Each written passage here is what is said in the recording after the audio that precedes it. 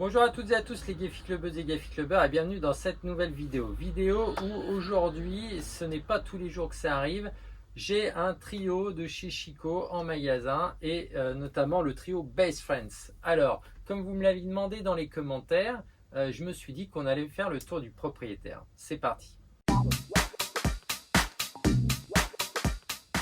Et bien sûr, si vous possédez déjà ce trio Best Friend de chez Chico, bien n'hésitez pas à partager avec nous votre expérience dans les commentaires. Toute la famille Gefi Club vous remercie d'avance. Merci aussi de partager, de mettre un pouce pour la vidéo et pour aider un maximum de parents et futurs parents. Merci. Alors, comme son nom l'indique, le trio comporte 3 produits, la nacelle, le cosy et la poussette bien sûr. Et donc du coup ce produit là, enfin le trio Chico Best Friends se situe sur le marché dans une entrée de gamme assez agressif au niveau prix. Et donc du coup on le verra tout au long de cette vidéo, cela va se ressentir un peu sur la qualité des tissus textiles et aussi au niveau de la performance des rembourrages, matelas ou renforts de sécurité pour la coque et notamment aussi sur la poussette.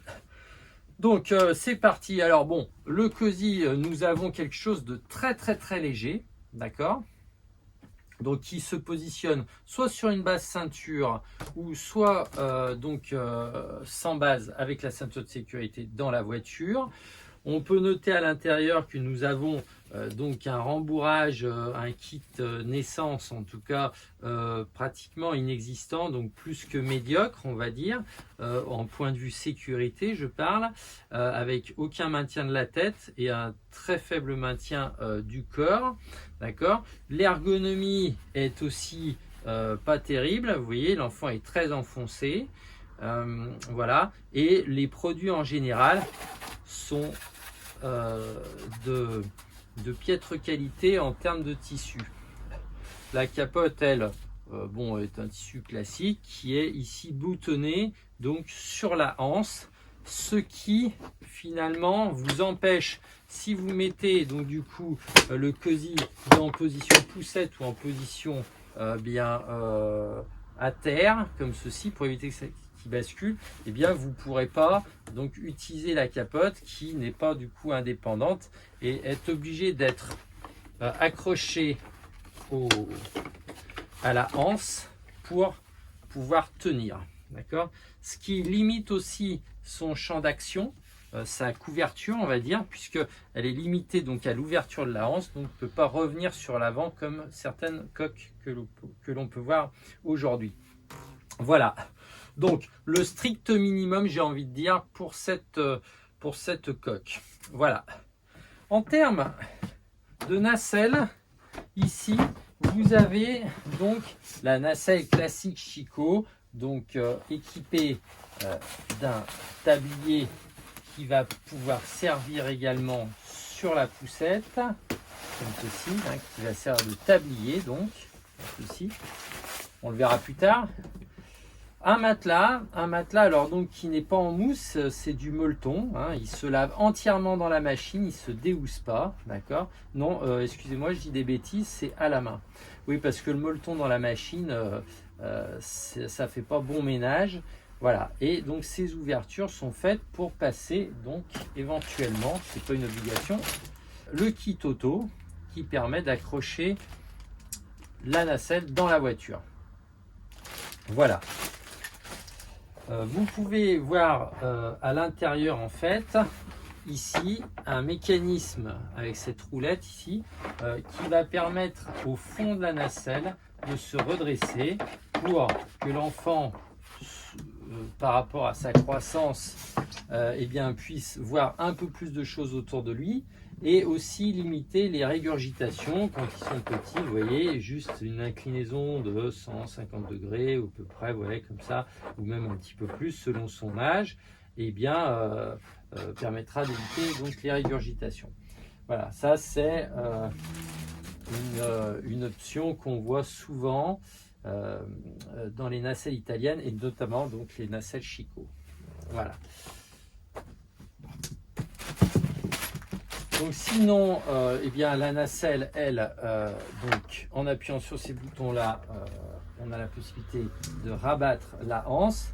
Et donc là, du coup, contrairement à la coque, nous avons une capote indépendante qui permet donc une couverture, même quand on a rabattu donc la anse vers l'arrière. Vous avez une petite fermeture éclair tout autour ici, mais c'est simplement pour enlever la capote, par exemple pour laver le tissu, mais qui ne libère pas un soufflet qui pourrait éventuellement couvrir un peu mieux l'enfant l'été. Voilà, je pense qu'on a fait le tour de la nacelle. Et donc maintenant, nous avons le châssis avec le hamac. Alors, donc cette poussette est une poussette donc assez imposante avec 60 cm de large et donc du coup un poids certain qui est de 11,5 kg, 11,6 kg. Donc la poussette est une poussette donc encombrante et qui n'est pas forcément une pro citadine. Voilà. Malgré tout, elle possède des suspensions courtes et assez fermes, aussi bien à l'avant qu'à l'arrière, ce qui ne lui permet pas d'être ultra confortable à la campagne. Je parle en termes de suspension pour l'instant, hein. Voilà. La poussette donc a un réglage du guidon grâce à cette poignée donc à plusieurs niveaux. Voilà. Vous avez une capote donc dans la même matière que la nacelle et que le cosy, donc avec un tissu qui est bien tendu. C'est vrai que c'est assez esthétique pour le coup. Et avec une fermeture éclair qui là, contrairement à la nacelle qui n'en a pas, libère un soufflet qui permet une meilleure couverture. Par contre, la capote n'a pas de visière, donc du coup, on sera limité à cette couverture-ci qui n'est pas ridicule. Voilà. Une deuxième fermeture éclair ici sert à enlever complètement la capote pour le nettoyage. Ok. Vous avez une main courante ici qui s'enlève en appuyant sur les boutons sur les côtés. Elle est donc articulée, mais que dans un sens, ok, et peut s'enlever bien sûr complètement, comme ceci. Voilà.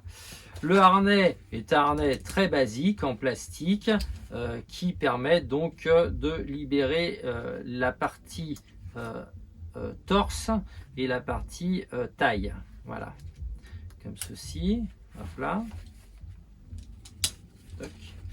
Le confort du hamac, lui, est identique au confort de la nacelle ou du cosy, c'est-à-dire limité à une couche en molleton qui donne un confort douillet comme ça, mais si on appuie avec ses doigts, on sent tout de suite que les os du coccyx vont venir staller au bout d'un moment. Mais bon, c'est le cas de beaucoup de poussettes, on ne peut pas lui reprocher ça. Car son prix est quand même vraiment très intéressant. On ne peut pas donc tout avoir. Au niveau de l'allonge de jambe, eh bien, vous avez deux boutons de chaque côté qui permettent donc d'être en position assis, incliné et donc nouveau-né, voilà, un peu plus relevé. Voilà. En se servant de la poignée juste ici, d'accord, on va pouvoir donc régler l'inclinaison de ce hamac en position complètement horizontale. Attention toutefois, vous voyez, vous gardez la forme de l'assise. Ce n'est pas un hamac complètement plat. Donc c'est pour ça qu'on a la nacelle qui permettra d'utiliser de 0 à 6 mois donc sur la poussette en version bébé. Et après en version plus grand, donc soit dans cette position horizontale ou inclinée et après assis. Voilà. Vous pouvez également, en actionnant les boutons blancs ici, comme ceci, qui ne sont pas des boutons à mémoire, donc on reste appuyé pour enlever, et bien retourner le hamac en face à la route quand on le souhaite. Ok ? Dans cette position-là, nous garderons bien sûr la possibilité de mettre le hamac allongé, incliné ou assis. Voilà. Quand on va mettre la longe de jambe en position assise, l'enfant pourra mettre ses pieds ici et quand il sera encore plus grand, il pourra mettre ses pieds ici. Voilà.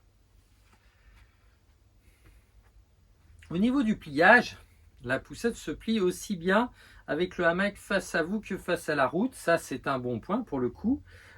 Et donc, pour ce faire, en fait, on va actionner le système d'inclinaison, mais en plus, on va actionner ce petit bouton ici. Donc, on va slider comme ça et ça va libérer un cran supplémentaire dans la palette d'inclinaison pour rabattre, du coup, cette fois-ci, le dossier face à la longe de jambe en sandwich comme ça ou en portefeuille comme vous voulez.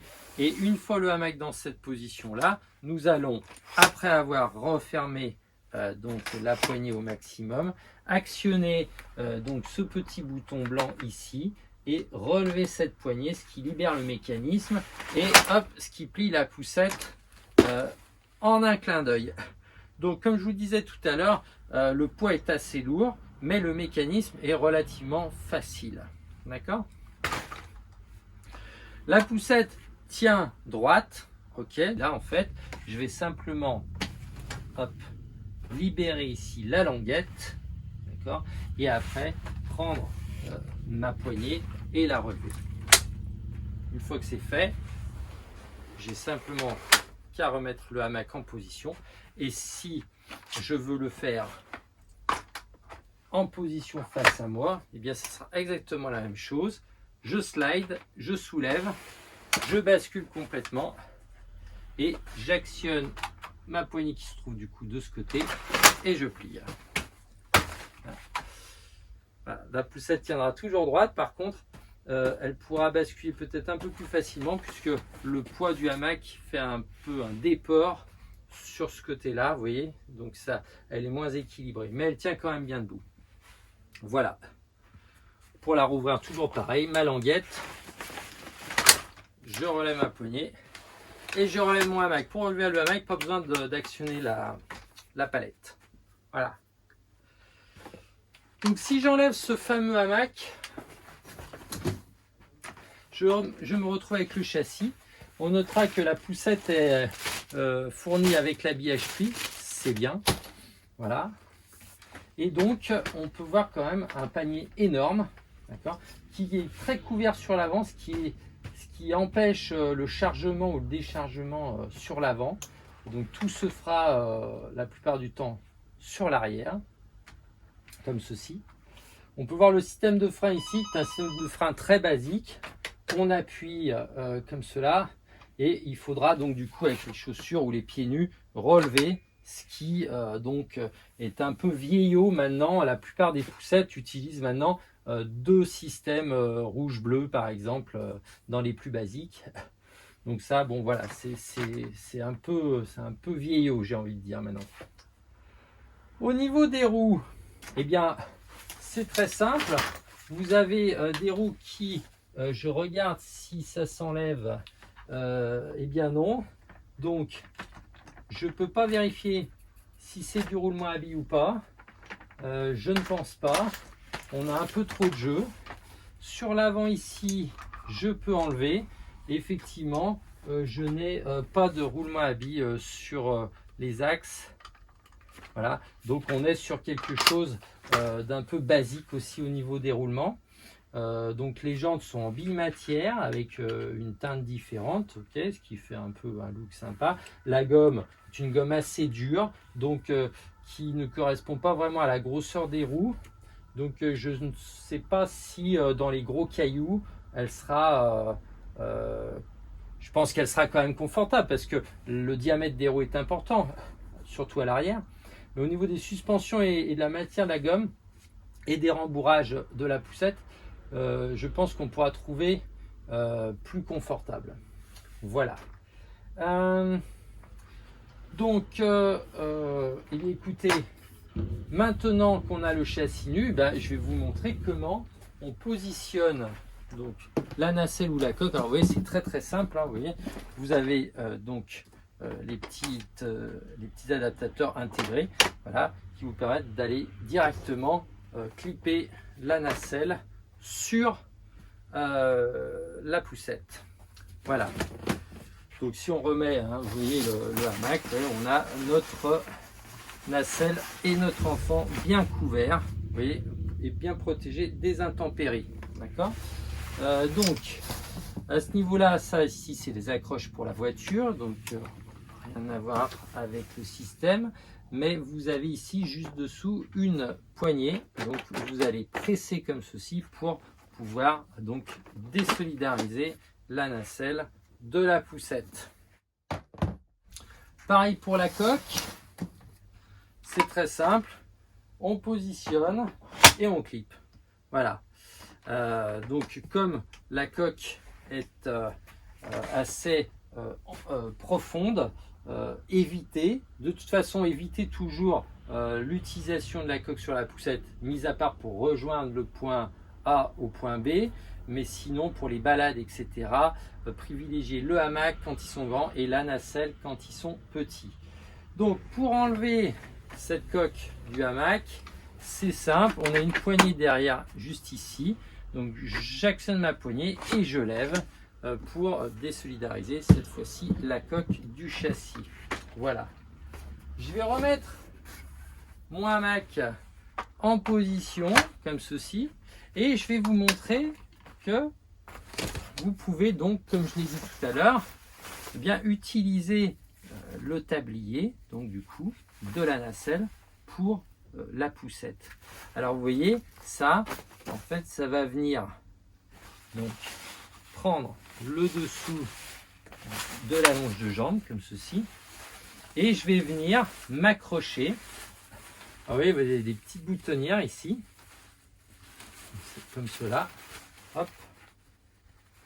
Donc j'enlève les boutonnières, je vais les passer autour, voilà, de la main courante. Voilà, je remets mes boutons. Voilà. Comme ceci. Et le tour est joué. Voilà, j'ai mon enfant qui sera donc protégé des intempéries. Et ça, c'est très pratique quand ils ont 2 ans et demi, 3 ans, donc vers la fin d'utilisation de la poussette. Ils sont habillés, ils ont leurs chaussures, ils ont leurs jeans ou leurs pantalons d'hiver, etc. C'est juste histoire de faire une protection supplémentaire qui, associée à l'habillage pluie, évitera les courants d'air très froids à l'intérieur de la poussette et donc il sera protégé de façon correcte. Et bien voilà les amis, je pense avoir fait le tour de cette poussette. Si jamais j'avais oublié quelque chose ou si vous aviez des questions supplémentaires, eh bien n'hésitez pas, laissez-moi toutes vos questions dans les commentaires et j'y répondrai bien sûr. Voilà, je vous dis à bientôt les Gaffi Clubbeuses et Gaffi Clubbeurs. Bye bye.